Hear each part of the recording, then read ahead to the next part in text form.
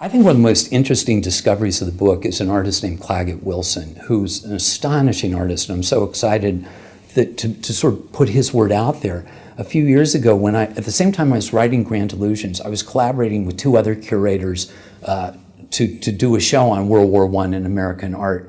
And one of my co-curators had been in Washington looking at the database at the Smithsonian American Art Museum. And she saw a listing of war prints, watercolors, by somebody she'd never heard of named Claggett Wilson. They were listed, but then not illustrated. She told me about them, and I thought, well, next time I go to Washington, I'm going to look them up. So I made an appointment, went into storage. They pulled these works out of storage. They'd been there since they were donated to the museum in 1981. They're just mind-blowing. They were powerful images of war by somebody who had been a modern artist who taught art at Columbia University, volunteered for the Marines, and then fought in some of the bloodiest battles of the war.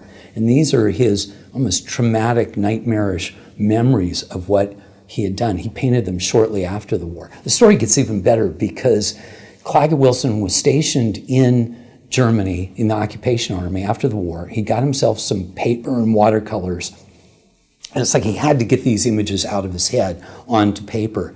Then he was sent back to America. He was demobilized. He shipped the images with him. They were never found again. Somehow they disappeared on ship. They were either stolen or destroyed, lost. And something similar happened to Ernest Hemingway about 10 years or 5 years later when his manuscripts were lost. Claggett Wilson's images were lost. He just, in a white heat, repainted them all. So we don't know what the originals look like, but what we have, what was in storage in Washington, are 24 of these amazing prints, and that's what we were able to hang in our art exhibition and to profusely illustrate in Grand Illusions.